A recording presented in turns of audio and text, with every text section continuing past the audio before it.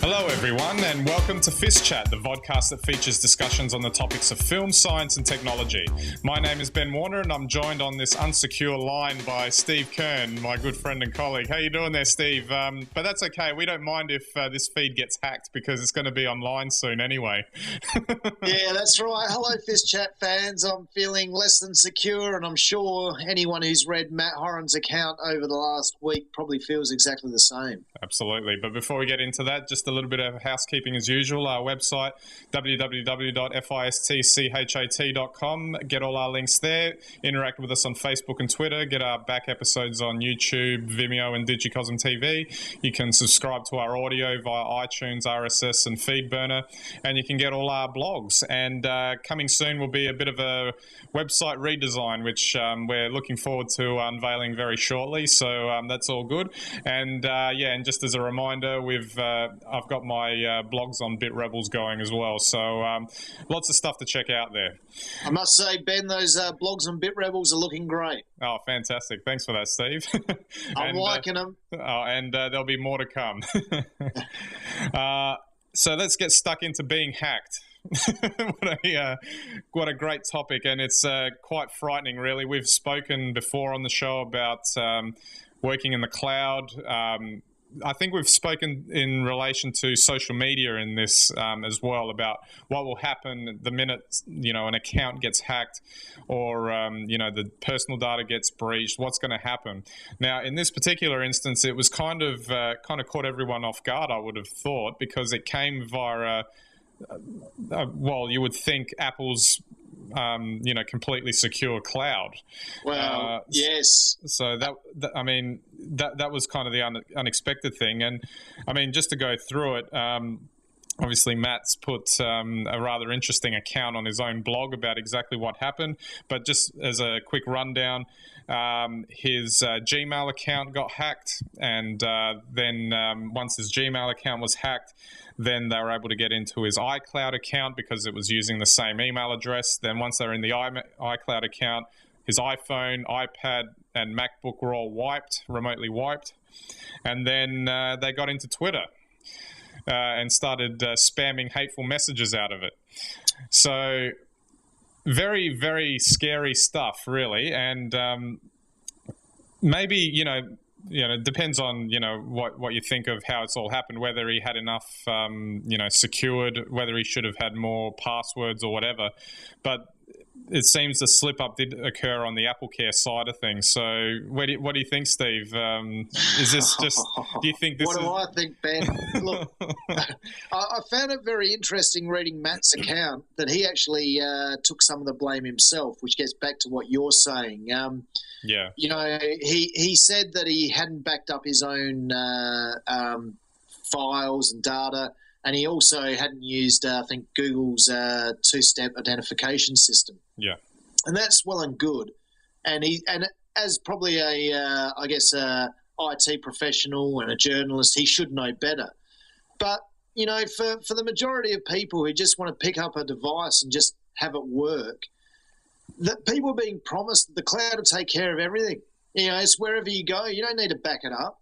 And, don't worry, it's 100% secure. So whatever errors Matt may have made, you would suspect that maybe 80% of the people out there are probably in exactly his position, which is truly frightening. And I don't think that there's really anything out there that you can do to protect yourself except stay off the cloud. Exactly. It's on the internet or not on the internet. If you want a rock solid guarantee that it's not going to be hacked, then don't put it on the cloud, essentially. Well, I mean, there are a few things you can learn from his personal experience, and one is basically whatever you do, you keep backups, even if it is in the cloud. 2, do not daisy chain accounts together.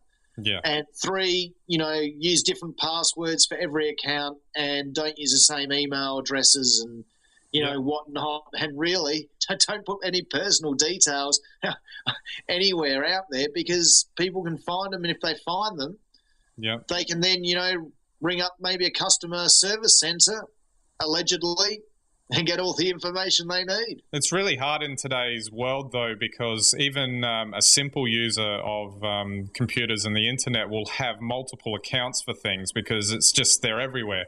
Look at us, for example, with FiST chat.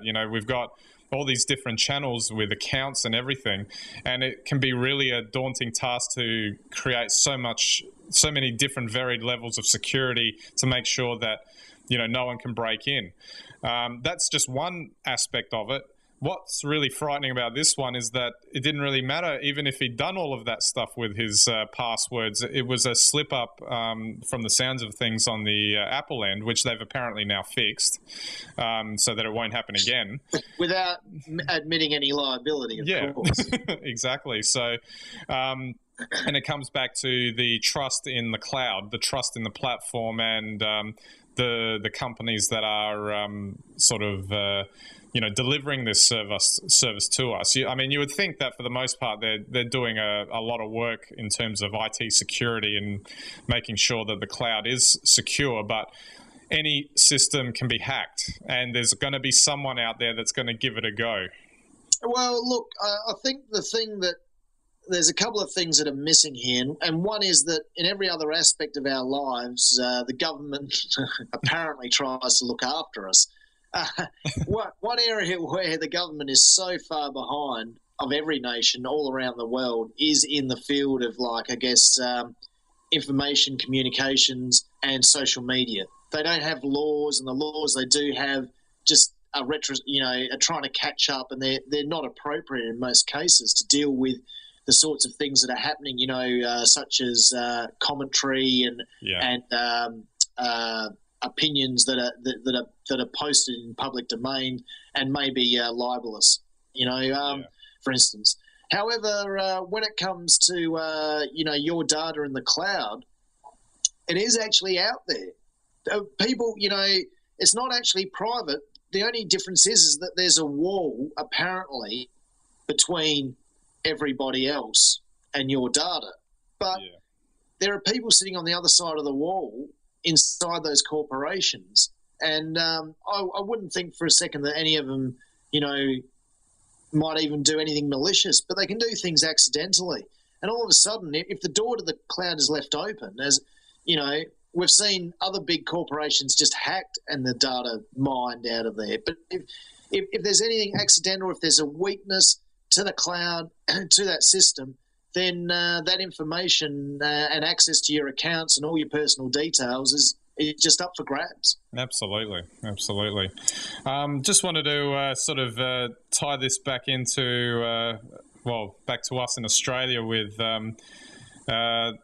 just a sort of another hacking issue that occurred where a hacking movement called Anonymous, they're quite famous around the world for hacking. They actually hacked into the AFP websites, and they crashed a couple of Australian government websites just recently, which is really concerning. And again, it just highlights the fact again that there are people and movements and out there that want to almost, even if nothing else, they just want to see that it can be done.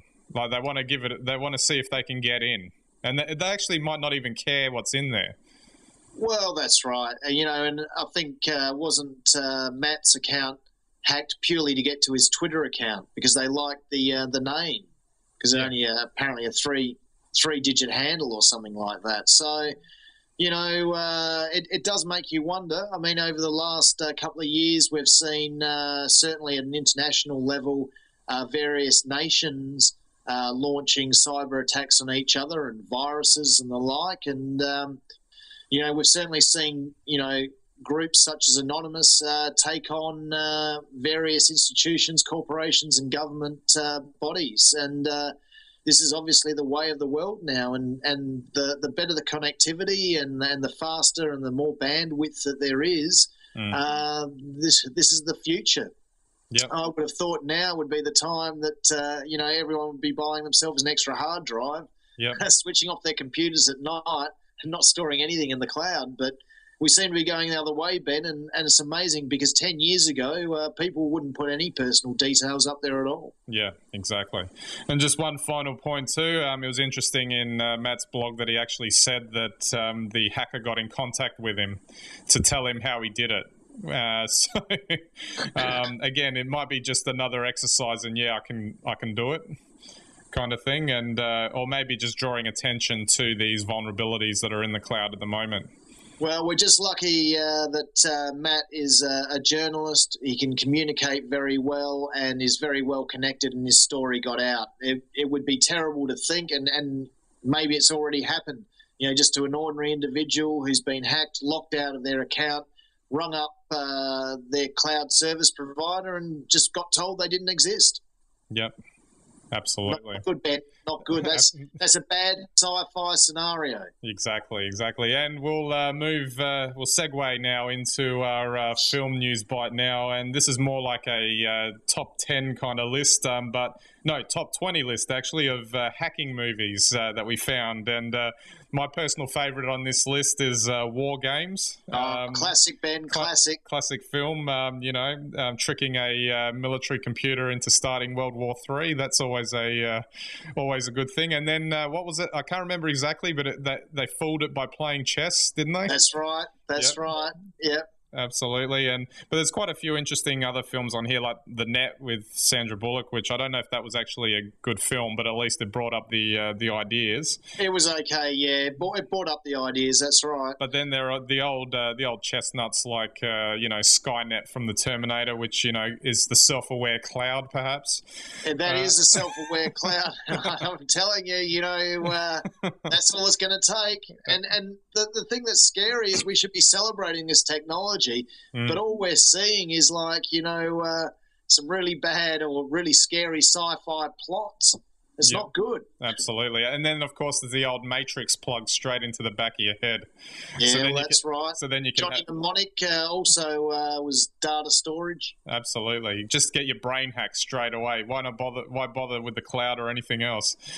Exactly. And speaking of brains, that moves us into our science news bite today. And scientists developing a device to hack into the brain of Stephen Hawking, which is interesting, but not quite as sensational as that. They're testing out a device that will allow him to communicate through brainwaves in a project that scientists have likened to hacking his brain.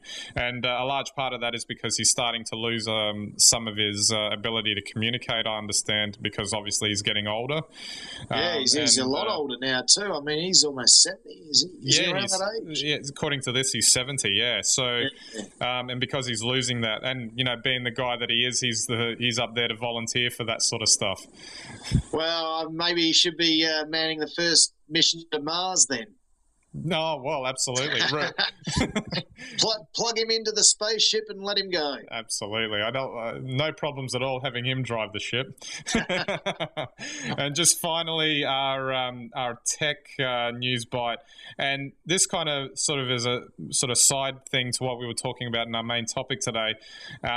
It's location services, and in this particular case, they're focusing on GPS weaknesses that could enable smartphone hacking. And essentially, it's because smartphones don't use GPS satellites to determine location. There's actually a way in which someone could actually hack into your personal device, phone, tablet, or whatever that you're carrying with you. And that's quite disturbing, really. And I think this is a big thing because location services is a new thing that came in, obviously, with the iPhone and its ability to track location. So the next time you check into somewhere on Facebook or Foursquare or whatever else, you might want to be careful what you're actually checking into. That's why I leave location services off most of the time. It's really interesting. I think we've got these really great and useful tools now. But we also have the capacity like never before to exploit them in ways that, most of us would never dream of because we're not dodgy. But there are people out there who know, and they can take advantage of you if they know where you are, what you're doing. And I'm not just talking about supermarket chains. Exactly. All right, we're out of time, so thanks again, Steve, for the chat. Anytime. Bye, FiST Chat fans. Tweet us. Absolutely. So that's it for this week's episode, so we'll catch you next week.